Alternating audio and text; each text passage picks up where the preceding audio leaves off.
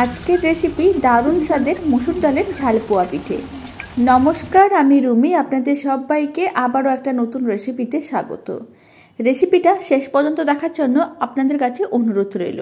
আশা করি খুবই ভালো লাগবে। আর দারুণ স্বাদের মসুর ডালের ঝাল পোয়া পিঠার রেসিপিটা বাড়িতে বানালে কমেন্ট বক্সে জানাতে একেবারেই ভুলবেন না খেয়ে আপনাদের কেমন লাগলো।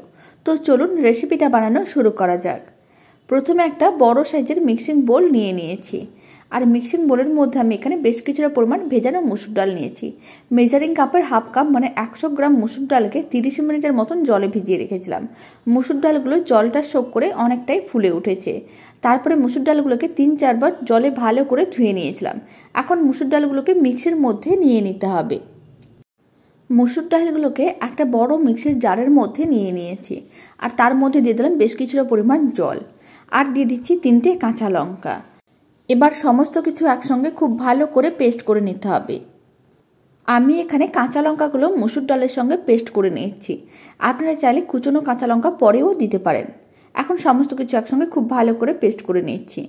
মসুর ডালগুলোকে খুব ভালো করে পেস্ট করে নিয়েছি। আপনারা দেখুন মিশ্রণটা কিন্তু একেবারেই মসৃণ। এবার আবারও একটা বড় মিক্সিং বোলের মিশ্রণটা নিয়ে নিতে হবে। এবার মসুর ডাল বাটার মিশ্রণটার মধ্যে দিয়ে দিয়েছি বেশ কিছুটা পরিমাণ কুচনো পেঁয়াজ। এখানে পেঁয়াজগুলোকে আমি এইভাবে সরু সরু করে কেটে নিয়েছিলাম। আর দিয়ে দিলাম সামান্য পরিমাণ কুচনো ধনেপাতা। আর দিয়ে দিলাম কিছুটা পরিমাণ গ্রেট করে রাখা গাজর। আর দিয়ে দিলাম একটা টমেটোকে একেবারে ছোটো ছোটো টুকরো করে কেটে রেখেছিলাম, সেটাও দিয়ে দিলাম। আর দিয়ে দিচ্ছি বেশ কিছুটা পরিমাণ গ্রেট করে রাখা আলু। আপনারা আপনাদের পছন্দ মতন যে কোনো কিছুই কিন্তু এর মধ্যে দিতে পারেন। আর কিছুটা পরিমাণ নারকেলের টুকরোকে একেবারে ছোটো ছোটো করে কেটে রেখেছিলাম, সেই নারকেলের টুকরোটাও দিয়ে দিলাম। এতে পোয়া পিঠাগুলো খেতে কিন্তু বেশ ভালো লাগবে। এবার আমি সমস্ত কিছুর ওপরে দিয়ে দিচ্ছি স্বাদ অনুযায়ী লবণ। এখানে আমি হাফ চামচের মতন লবণ দিয়ে দিলাম। আর হাফ চামচের মতন চিনি দিয়ে দিচ্ছি। এতে খেতে কিন্তু বেশ ভালো লাগবে।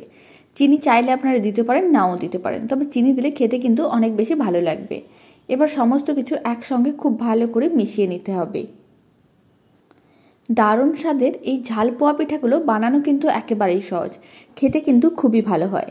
এবার আমি বেশ কিছুটা পরিমাণ জল দিয়ে দিলাম। আর দিয়ে দিচ্ছি চায়ের কাপের 1 কাপ ময়দা। এখানে প্রায় 120 গ্রামের মতন ময়দা আছে। আর দিয়ে দিচ্ছি যতটা আমি ময়দা নিয়েছি তার হাফ আমি সুজি দিয়ে দিলাম, প্রায় 60 গ্রামের মতন সুজি আছে। আবারও কিন্তু সমস্ত কিছু খুব ভালো করে মিশিয়ে নিতে হবে। আর মিশ্রণটা কিন্তু খুব বেশি ঘন করা যাবে না, মিশ্রণটা মিডিয়াম ঘনত্বের বানাতে হবে। বাড়িতে থাকা উপকরণ দিয়ে আপনারা কিন্তু যে কেউ খুব সহজে বানিয়ে নিতে পারবেন। আর বাড়িতে বানালে কমেন্ট বক্সে জানাতে একেবারেই ভুলবেন না খেয়ে আপনাদের কেমন লাগলো। সমস্ত কিছু খুব ভালো করে মিশিয়ে নিয়েছি। এখন মিশ্রণটার মধ্যে দিয়ে দিচ্ছি সামান্য পরিমাণ গরম মশলার গুঁড়ো, 1 চামচের 4 ভাগের 1 ভাগ। আর দিয়ে দিচ্ছি 1 চিমটের মতন বেকিং সোডা। এতে পোয়া পিঠাগুলো একটু ফুলকো হবে আর বেশ নরম তুলতুলে হবে। এবার গরম মশলা ও বেকিং সোডাটা কিন্তু খুব ভালো করে এইভাবে মিশিয়ে নিতে হবে। এখানে আমি গরম মশলার গুঁড়ো দিয়েছি, আপনারা চাইলে ভাজা মশলার গুঁড়োও দিতে পারেন। আর আপনারা এই পোয়া পিঠাটা বানানোর সময় 4-5টা রসুন কোয়াকে গ্রেট করেও দিতে পারেন, এতে কিন্তু খেতে বেশ ভালো লাগবে। গরম মশলার গুঁড়ো ও বেকিং সোডাটা কিন্তু খুব ভালো করে মিশিয়ে নিয়েছি। মিশ্রণটার মধ্যে এবার আমি দিয়ে দিচ্ছি অল্প পরিমাণ জল। মিশ্রণটা আরেকটু পাতলা হলে পোয়া পিঠাগুলো কিন্তু আরেকটু ভালো হবে আর নরম তুলতুলেও হবে। খুব বেশি কিন্তু জল দেওয়ার দরকার নেই, সামান্য পরিমাণ জল দিয়ে খুব ভালো করে মিশিয়ে নিচ্ছি। কারণ পোয়া পিঠার ব্যাটারটি বানানোর সময় কিছুটা পরিমাণ সুজি দিয়েছিলাম, আর সুজিগুলো কিন্তু জলটা সোক করে নরমও হয়ে গেছে, তাই মিশ্রণটা একটু ঘন হয়ে গিয়েছিলো। এইভাবে অল্প পরিমাণ জল দিয়ে আবারও খুব ভালো করে মিশিয়ে নিতে হবে। জলটা কিন্তু খুব ভালো করে মিশিয়ে নিয়েছি। মিশ্রণটা একেবারেই রেডি। আর এরকম একটা হাতা নিয়ে নিয়েছি। হাতার সাহায্যে যদি মিশ্রণটা দেওয়া হয় তাহলে পিঠেগুলো একই মাপের হবে আর পিঠেগুলো বানাতেও অনেক সুবিধা হবে। এবার পিঠেগুলো ভেজে নিতে হবে। তার জন্য কড়াইকে গ্যাসের ওপর বসিয়ে দিয়েছি। আর কড়াইয়ের মধ্যে বেশ কিছুটা পরিমাণ তেলও দিয়ে দিয়েছি। এখন তেলটা কিন্তু হাই ফ্লেমে খুব ভালো করে গরম করে নিতে হবে।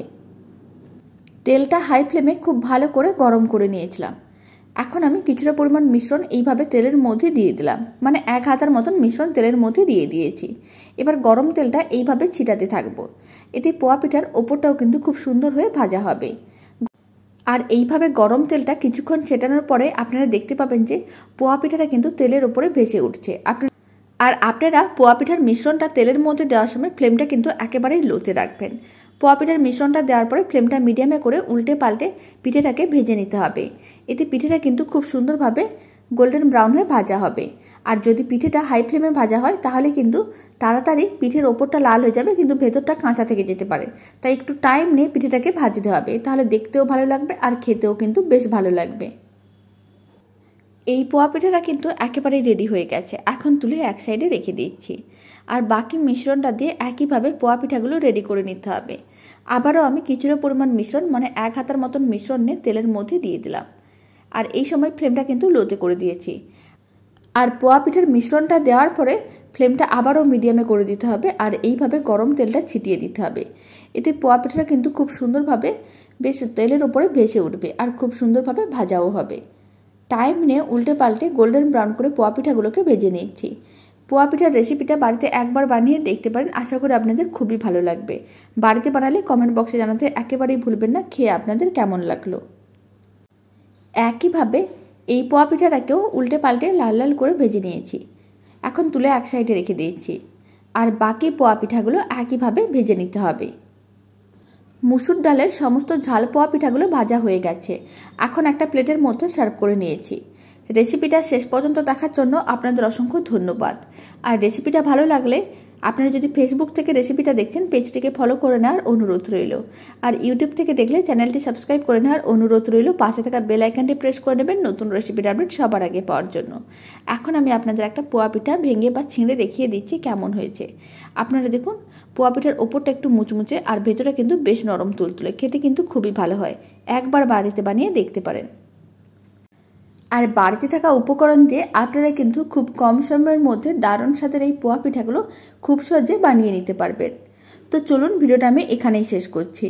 আপনারা সবাই ভালো থাকবেন, সুস্থ থাকবেন। আপনাদের সঙ্গে আবার নতুন রেসিপি নিয়ে দেখা হচ্ছে।